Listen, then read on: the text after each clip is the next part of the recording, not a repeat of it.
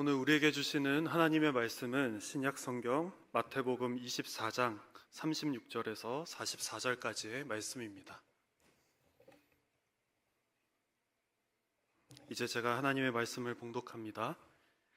그러나 그날과 그때는 아무도 모르나니 하늘의 천사들도 아들도 모르고 오직 아버지만 아시느니라. 노아의 때와 같이 인자의 임함도 그러하니라. 홍수전에 노아가 방주에 들어가던 날까지 사람들이 먹고 마시고 장가들고 시집가고 있으면서 홍수가 나서 그들을 다 멸하기까지 깨닫지 못하였으니 인자의 임함도 이와 같으리라.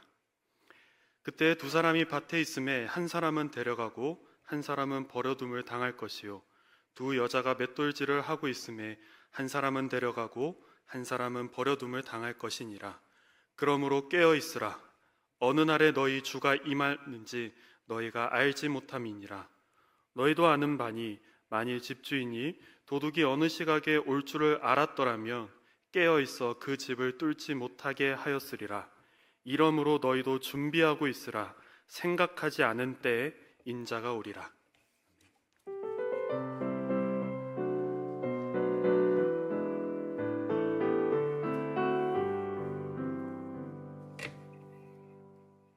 참 좋으신 주님의 평강이 사부 예배를 드리시는 모든 분들과 함께 하시기를 소망합니다.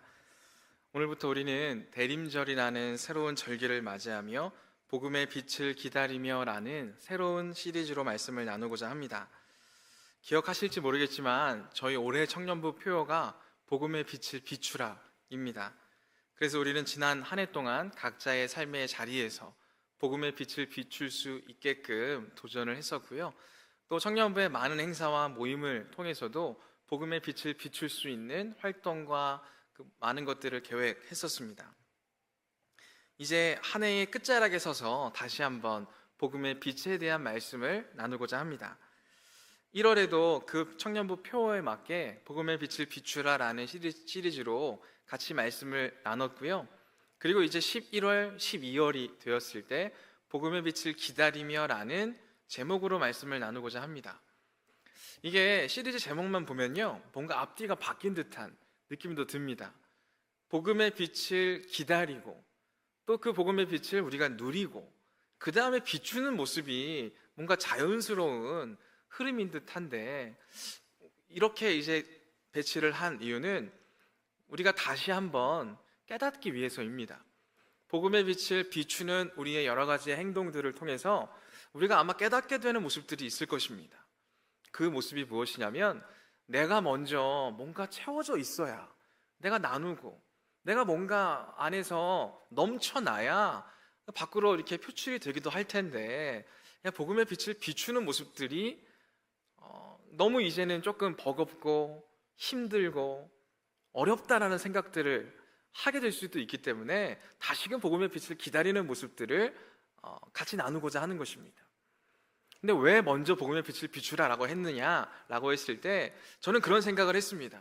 저희 청년부뿐만 아니라요, 정말 많은 성도님들이요, 이미 복음의 빛을 많이 기다리셨고 누리셨다라고 생각합니다. 근데 그걸 비추는 모습들을 우리가 너무 뒤로만 밀어놓지 않았나라는 생각들을 하게 된 것입니다. 그래서 제가 있던 이 3년 동안, 2년 동안은 함께 모여서 여름을 수련회 때 내부적으로 같이 연합해서 많은 것들을 해나가고자 했습니다. 근데 제가 있을 때만 그랬던 것도 아니고 이전에도 그런 여러 가지의 우리 안에서 하는 활동들은 굉장히 많이 있었습니다. 근데 우리 외적으로 나가서 복음의 빛을 비추는 행동들을 우리는 과연 우리의 일상 속에서 얼마나 도전하고 있었는가, 그 질문이 들기 시작했고, 그 질문에 따라서 이미 우리는 많은 것들을 갖고 있다, 그러니 비추자 라는 도전을 1월 달부터 같이 나누고자 했었고요. 그리고 12월 달에 지금에 와서는 아마 복음의 빛을 비추는 도전들과 생각들을 많이 하셨을 터인데 소진되지 않았을까라는 생각이 있는 거죠. 근데 그런 생각과 더불어서요, 우리는 매번 주님의 빛에 의지해서 살아가야 하는 존재이기 때문에 이 기다림의 시간은요, 우리에게 굉장히 중요하고 그 빛을 누리는 것이 우리에게 핵심이라는 것을 생각해 보게 됩니다. 특히나 이렇게 시기적으로만 봐도요, 벌써 11월 마지막 주고요, 이제 내일이면 12월 달이잖아요. 바로 이제 12월을 앞두고 있고 2025년도가 시작한 게 엊그제 같은데 2026년도를 앞두고 있습니다. 여러분들에게 지금 이 시기는 어떠한 시기들입니까? 우리는 보통 1월 달에요, 많은 계획들을 세우고 많은 것들을 해나가고자 하는 열정으로 가득 차 있을 때가 많습니다. 깨끗한 이 다이어리를 가지고 여러 가지의 것들을 계획하고 준비하고 해나가고자 하고 그렇게 하죠. 근데 이제 11월 마지막 주 12월 때쯤 되면은 어떤 생각들을 하게 됩니까? 너무나 지치고 힘들고 또 다이어리를 보면요, 너덜너덜한 다이어리를 보게 될 때가 있어요. 막 이렇게 구겨져 있는 깨끗하지 않은 그걸 보면요, 꼭 저 혼자만의 생각일 수도 있지만 저의 마음 같은, 처음에는 막 이렇게 빳빳하고 막 새 거고 너무 막 이제 힘을 낼 수 있는 그러한 모습이었다면 11월, 12월쯤 되니까 이렇게 막 힘들고 어렵고 지친 모습들을 갖게 된다는 것입니다. 또 시기상 공부하는 분들도 뭐 학업을 계속 이어가시는 분들의 경우에는 논문을 쓰고 또 논문을 맞춰가는 과정에 있습니다. 논문만 마치면 또 끝도 아니에요. 논문을 마치면 그 다음 연도에 진로를 어떻게 할 것인가, 더 공부를 할 것인가, 아니면 취업을 할 것인가, 여러 가지 경로를 또 고민해야 되는 그러한 자리에 서 계시죠. 일하시는 분들도 올 한 해의 마지막 프로젝트를 한창 하고 계실 때죠. 마무리하기도 바빠, 너무 힘든데 2026년대를 계획하고 보고하고 허락받고 또 진행해 나가야 하는 자리에 있기 때문에 굉장히 눈꽃 뜰 새 없이 바쁜 삶을 살아가게 되는 것 같습니다. 그러니 우리의 일상도 우리의 믿음 생활도 지치고 힘들 수밖에 없는 노릇이죠. 우리가 스마트폰을 아무리 좋은 걸 쓰고 있어도 쓰다 보면요, 분명히 멀쩡한데 바꿔야 할 때가 옵니다. 그때가 언제입니까? 충전을 해도 하루도 가지 않을 때, 반나절 겨우 가고 꺼질 때, 그때 우리는 그걸 느끼죠. 바꿔야 될 때인가 보다. 우리가 소진되었을 때 우리를 바꿀 수는 없지만 우리에게 필요한 것이 무엇이냐면 다시 복음의 빛을 기다리고 누리는 모습이 필요하다는 신호로 우리는 받아들일 수 있어야 한다는 것입니다. 다들 아시겠지만 이 대림절은요, 교회력으로는 새해입니다. 새해. 그래서 다른 교회들도 이 교회력대로 이렇게 진행을 하는 교회들은요, 오늘부터 이제 2026년도 새해라고 여기면서 예산도 새롭게 시작이 되고 여러 가지 활동도 새롭게 시작하는 날로 정하고 있습니다. 근데 우리의 이 교회력으로는 새해지만 우리가 지금 생활하는 달력은 이번 달과 다음 달이 마지막 달이잖아요. 근데 왜 이 마지막 달에 교회에서는 새로운 시작이라고 말하고 있는 것일까? 그런 생각들을 해보게 되었습니다. 그런 생각들을 해보면서 세상적으로는 지치고 소진되고 어려움에 빠질 수도 있지만 그 자리에서 우리 그리스도인들은 복음의 빛을 기다리고 복음의 빛을 누리는 시간을 삼는 것이지 않을까? 현실에서는 지치고 소진되는 시간이지만 우리 교회력으로는, 우리 믿는 사람 안에서는 이 시기는 하나님 안에서 충전하는 시간, 복음의 빛을 기다리고 누리고, 그래서 1월부터는 비추며 사는 삶을 도전해 나갈 수 있기에 이 시간을 새해의 첫 시작으로 교회에서는 정하고 있고, 또 우리 현실에서는 이 시기가 마지막이지만 더 주님 안에서 충전되는 시간으로 하기 위해 이렇게 정하고 있는 것은 아닐까라는 생각들을 해보게 된다는 것입니다. 그렇기에 빛을 세상에 비추기 위해서는요, 먼저 우리는 그 빛을 기다릴 수 있어야 합니다. 그 기다림 끝에 우리에게 주어지는 빛이 어떠한지를 우리가 깊이 깨달을 수 있어요. 그걸 깨닫고 나서 우리는 그 복음의 빛을 비추는 삶을 살아갈 수 있다는 것입니다. 신앙은 이러한 기다림, 누림, 비춤이라고 하는 이 거룩한 반복 가운데 굳건히 세워져 나갈 수 있는 모습이 되어진다는 것입니다. 대림절 첫째 주일이죠. 이 대림이라고 하는 한자어는요, 오심을 기다린다는 뜻을 갖고 있습니다. 그래서 이 땅에 오실 그리스도를 기다린다는 의미로 대림절이라는 이름이 붙여지게 되었습니다. 그래서 성탄절부터 4주간을 거슬러 계산을 해서 대림절기로 지키고 있습니다. 이 대림절은 영어로는 어드벤트라고 합니다. 근데 이 어드벤트라고 하는 이 단어는 라틴어 아드벤투스에서 유래했다고 알려져 있습니다. 이 단어를 사용하게 된 것은 또 신약 성경에 나오는 라틴어로부터 또 유래를 했습니다. 라틴어로는 헬라어인데요. 헬라어로는 파루시아라고 부릅니다. 파루시아를 또 우리나라 언어로 번역을 하면 재림으로 번역합니다. 그러니까 이 재림이라고 하는 이 단어가 헬라어로는 파루시아였고, 이 파루시아라고 하는 단어를 또 라틴어로 아드벤투스에 영향을 주었고, 또 그게 영어에 영향을 주어서 어드벤트라고 이 대림절의 이름이 붙여지게 된 것이죠. 그러니까 결국에는 주님 오심에 대한 이야기는 동일하게 하고 있는 것입니다. 그럼 주님이 오신 것에 대해서 우리는 어떤 생각들을 하고 있습니까? 주님은 이미 2000년 전에 이 땅에 오셨죠. 아기 예수님으로 이 땅에 오셨어요. 그것을 일러 초림이라고 합니다. 그리고 예수님께서는 십자가에 못 박혀 죽음을 당하시고 부활하셔서 승천하셨어요.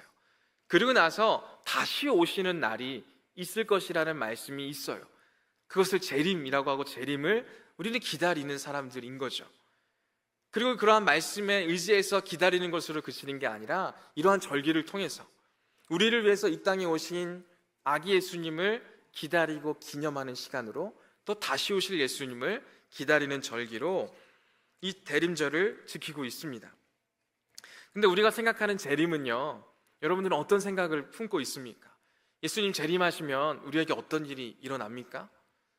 예수님 재림하시면 우리가 다 함께 예수님과 함께 즐겁고 행복한 날들을 보내는 시간들이 재림입니까? 말씀을 보면요, 예수님 재림하시면요 종말과 심판의 시간이라고 말씀에는 적혀져 있습니다. 근데 그 재림은 단순히 심판으로만 끝나는 시간이 아니라요, 그 심판을 통해서 하나님의 새 창조가 시작되는 시간입니다. 모든 것이 회복되고 새롭게 되는 은혜의 시간이 예수님의 재림의 날이라고 말씀에서는 기록이 되어져 있는 것입니다. 그럼 그러한 날을 기다리는 우리의 모습은, 태도는 어떠해야 하겠습니까? 이 대림절의 이 시작은 굉장히 오래됐죠.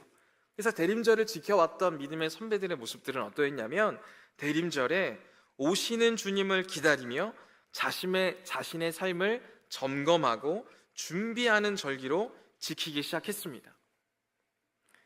그래서 성탄 전까지요, 교회력의 색깔이 어떤 색깔이냐면 보라색입니다.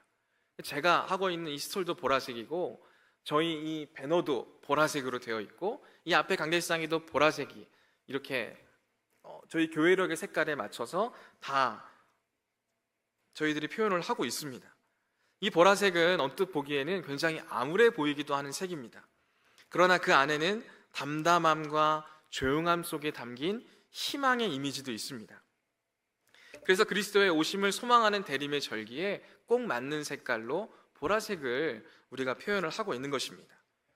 예배의 모든 것들도 이 대림의 정신에 맞춰져 있습니다. 주님 오심의 정신에 맞춰서 우리 찬양도 주님 오심에 대한 내용들로 이루어져 있습니다. 말씀도 주님의 오심에 대해서 우리가 다시금 생각하고 준비하고 기다리는 차원으로 준비가 되어집니다. 모든 예배의 정신은 이 대림의 정신에 맞춰져 있다는 것입니다. 그리고 매년 대림절마다 볼 수 있듯이요, 초가 하나씩 이렇게 켜지게 됩니다.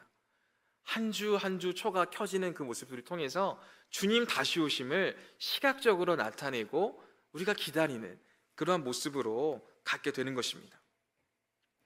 그럼 저 대림절 첫째 주일에 켜두는 초는 어떤 의미를 갖고 있을까요? 저 첫 번째 초는요, 종말과 심판의 의미를 담고 있습니다. 앞서도 다루었지만 종말과 심판이 무조건 멸망이고 우리에게 큰 아픔인 그러한 시간만은 아닙니다. 종말과 심판을 통해서 하나님의 새 창조의 시간이 펼쳐진다는 것을 우리는 알 수 있어야 한다는 것입니다.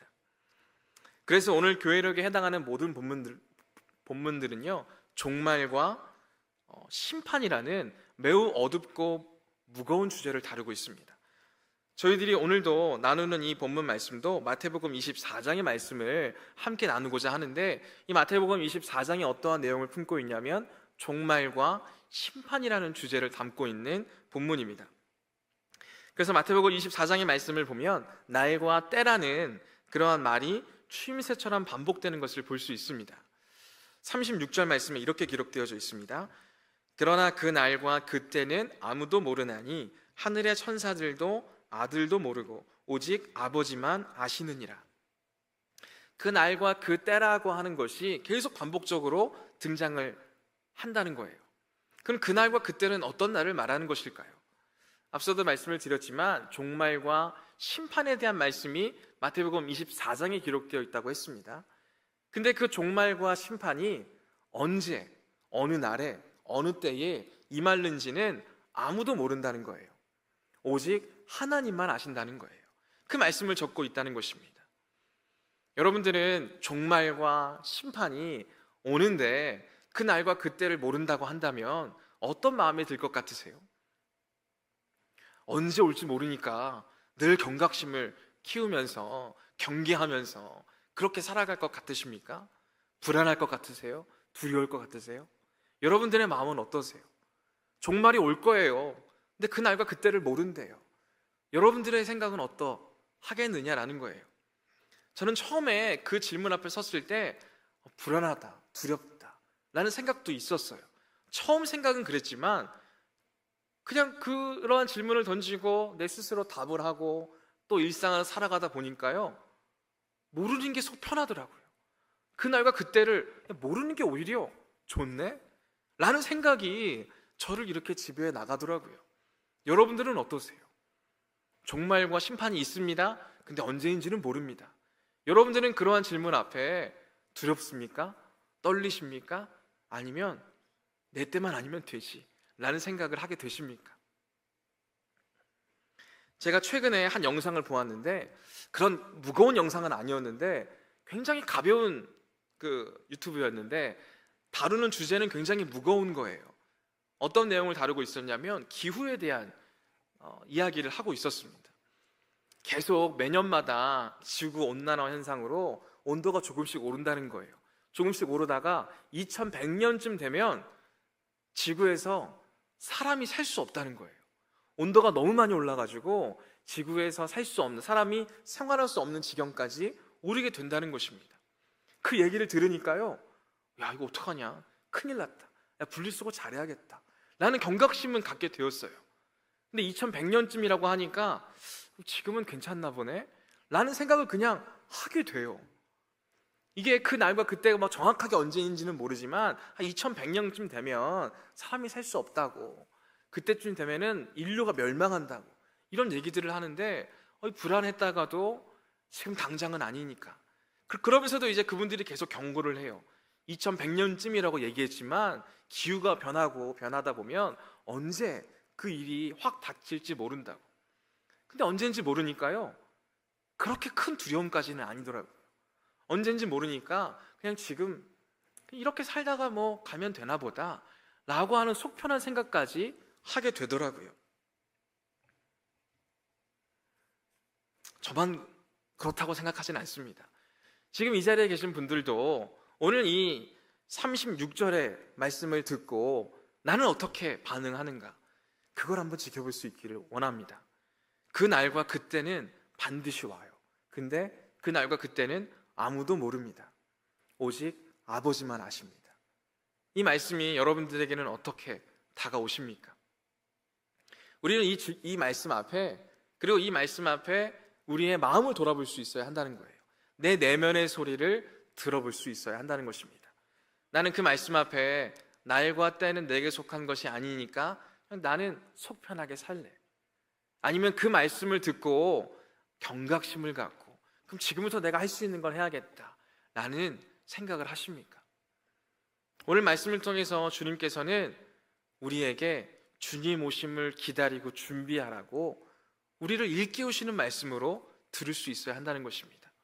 근데 우리는 이 일상을 살다 보면서, 그리고 그 날과 때를 몰라서 속편한 경험들을 해나가면서 그러한 일상적인 모습이 여전히 있었기 때문에 오늘 이 말씀 앞에서도 그냥 이 말씀을 속 편하게 지나가는 식으로 들으신다면 그 우리의 내면의 음성을 우리가 발견해낼 수 있어야 한다는 것입니다. 그 내면의 소리를 발견하는 것이 이 말씀의 시작 포인트입니다. 그리고 다시 말씀으로 돌아와서 37절부터 보면요, 인자가 오는 때, 원문으로는 파루시아라고 되어 있는 단어가 등장을 하고요, 그때가 노아의 홍수 때와 같을 것이라는 말로 시작해서 똑같은 말로 끝납니다. 특히나 38절과 39절 말씀은 우리가 함께 깊이 새기고 묵상해야 할 구절입니다. 우리 마태복음 24장 38절에서 39절까지 말씀 함께 읽어보도록 하겠습니다. 시작.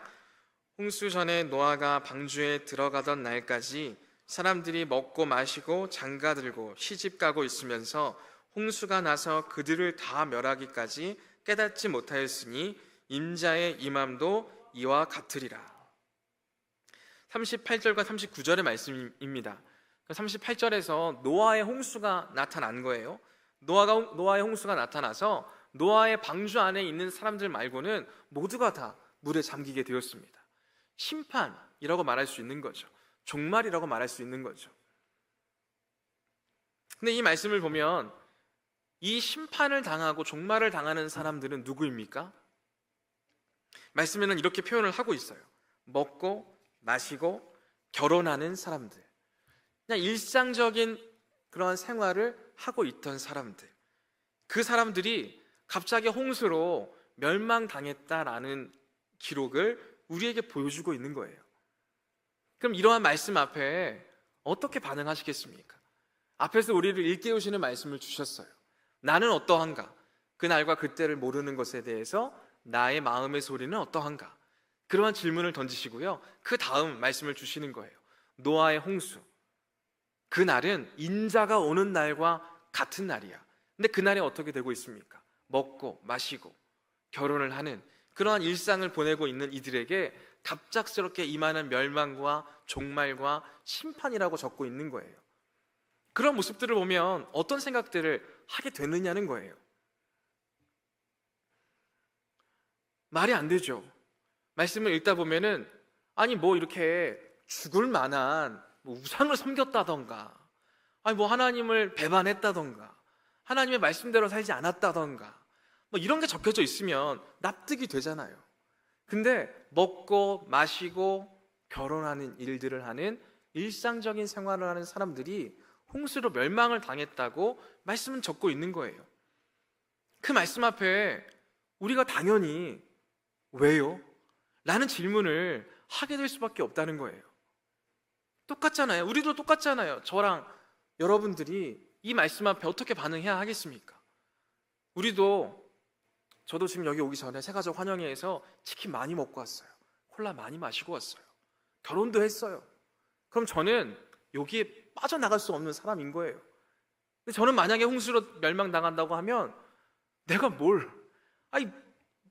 환영하는 차원에서 먹었고 마셨고 뭐 결혼한 게 죄는 아니잖아요. 뭐 이런 얘기들을 할 수밖에 없는 거예요. 아마 이 자리에 있는 분들도 마찬가지일 거예요. 먹고 마시고 일상적인 생활을 하다가 이러한 멸망의 때를 당해야 한다고 한다면 우리도 왜요? 라고 질문을 던질 수밖에 없다는 것이죠. 그럼 오늘 말씀은 도대체 우리에게 뭘 나타내고자 하는 것일까요? 그러한 일상생활 자체가 죄라는 것을 말하고자 함이 아닌 거죠. 그런 일상적인 일들 때문에 임박한 재난에 대해 아무런 관심도 기울이지 못하고 아무런 준비도 하지 않았기에 정죄되었음을 우리에게 보여주고 있는 거예요. 쉽게 말하면 오늘 이 순간에 도취되어서 미래를 준비하지 않았다는 거죠. 이 미래를 준비하는 것이 우리의 건강이나 우리의 노후나 또 내 집 마련 같은 것에 대한 이야기를 하는 것이 아니죠. 복음서는 더 근원적이고 중요한 것을 경고합니다. 주님은 여기서 비유로 말씀을 이어가시는데요, 40절 말씀입니다. 그때 두 사람이 밭에 있음에 한 사람은 데려가고 한 사람은 버려둠을 당할 것이요. 이 말씀도 굉장히 짧은 한 문장이죠. 밭에 두 사람이 일을 하고 있는 거예요. 근데 한 사람은 그대로 있고요, 한 사람은 데려감을 당했어요.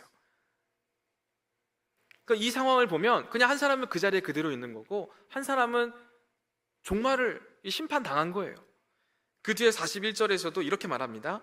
두 여자가 맷돌질을 하고 있음에 한 사람은 데려가고 한 사람은 버려둠을 당할 것이니라.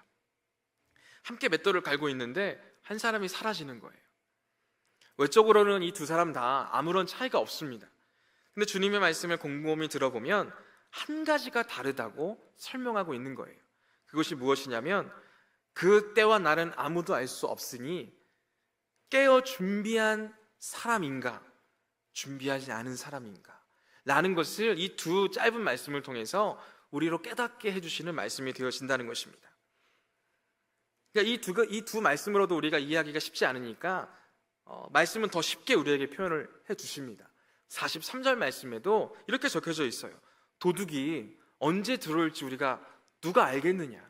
근데 도둑이 들어올 줄 알고 미리 준비하고 깨어있는 사람이 있다면 그 집은 도둑으로부터 지킴을 당할 것이다 라는 말씀이 43절 말씀에 적혀져 있다는 거예요.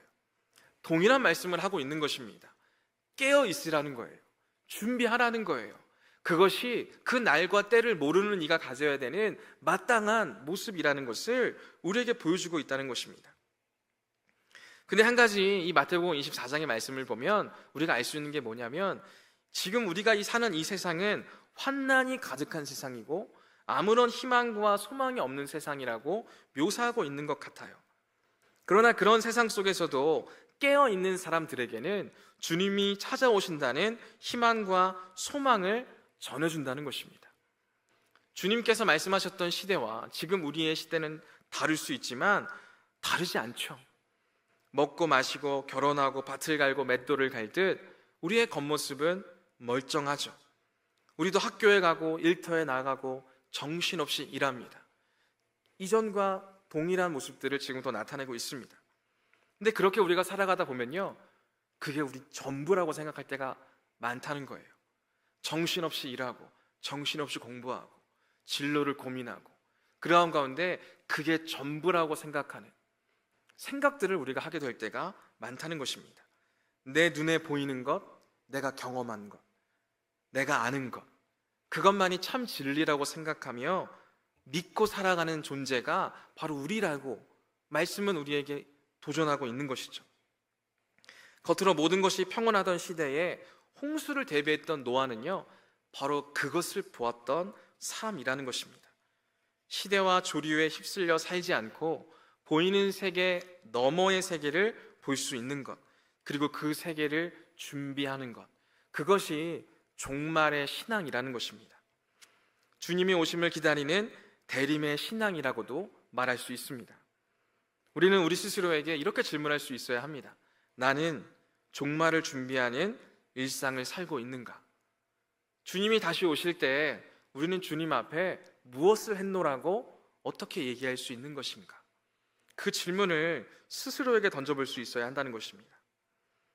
종말은 시간의 끝에 임하는 것이 아니라요, 바로 지금 우리의 일상 속에 종말의 심판이 있는 것입니다. 그리고 하늘의 뜻이 땅에 이루어지는 하나님의 나라도 이곳에 있습니다. 그곳으로 말씀은 우리를 인도해 나가고 있다는 것을 말씀을 통해 깨달을 수 있어야 한다는 것입니다. 그리고 말씀은 마지막 절 44절에서 우리에게 이렇게 도전하고 있습니다. 이러므로 너희도 준비하고 있으라. 생각하지 않은 때에 인자가 오리라. 이 말씀 앞에 어떻게 반응하시겠습니까? 날과 때를 모릅니다. 우리가 일상적으로 생각하고 생활하는 그 모든 모습들 가운데 그게 전부라고 생각하는 우리에게 말씀은 깨어 있으라고 도전합니다. 깨어 있으십시오. 준비하십시오. 깨어서 내가 뭘 해야 될지 알지 못하겠다면 주님을 바라보고자 여러 가지의 것들을 해보십시오. 저희 청년부에서도 여러 가지의 도전들을 할 것입니다. 근데 종말 신앙을 갖고 있는 사람은요, 앞으로 망할 것이니까 그냥 나 되는 대로 살자가 아닌 거예요. 종말 신앙을 지키는 사람은 지금 이 자리에서 충실한 사람들인 거죠. 그렇다고 해서 우리가 하고 있는 일이나 공부나 그걸 소홀히 하라고 하는 이야기도 아닙니다. 그것에도 충실하되 그게 전부가 아니라는 것을 알아야 한다는 것이죠. 이 말씀 앞에 우리가 어떻게 반응했는가? 내 내면의 소리를 먼저 듣고요, 그 내면의 소리가 내가 주님 오심을 기다리는 믿음의 종말의 신앙을 갖고 있는 상태인가? 아니면 나의 일상에 나의 마음이 더 나가 있는가? 우리는 처음 우리 내면의 소리를 들었을 때 그것을 발견할 수 있을 것입니다. 그리고 나서 깨어있으라라는 말씀이 우리의 마음 가운데 심겨져야 하는 거예요. 돌아오라고 하시는 주님의 말씀을 들을 수 있어야 한다는 것이죠. 이 말씀에 대해서 초대교회 교부인 오리게네스는 마태복음을 강의하면서 이렇게 덧붙입니다.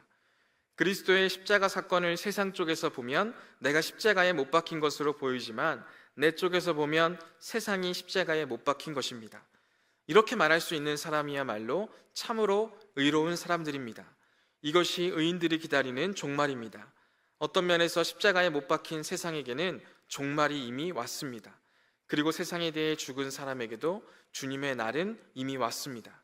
왜냐하면 그리스도의 십자가 안에서 세상을 위해 살지 않는 사람들에게 사람의 아들인 그리스도가 보이는 세계 안에 보이지 않는 모습으로 오시기 때문입니다. 이 말씀을 주의하면서 오리게네스라고 하는 교부가, 믿음의 선배가 우리에게 남긴 내용입니다. 이 깊은 통찰은 우리에게 중요한 도전을 줍니다.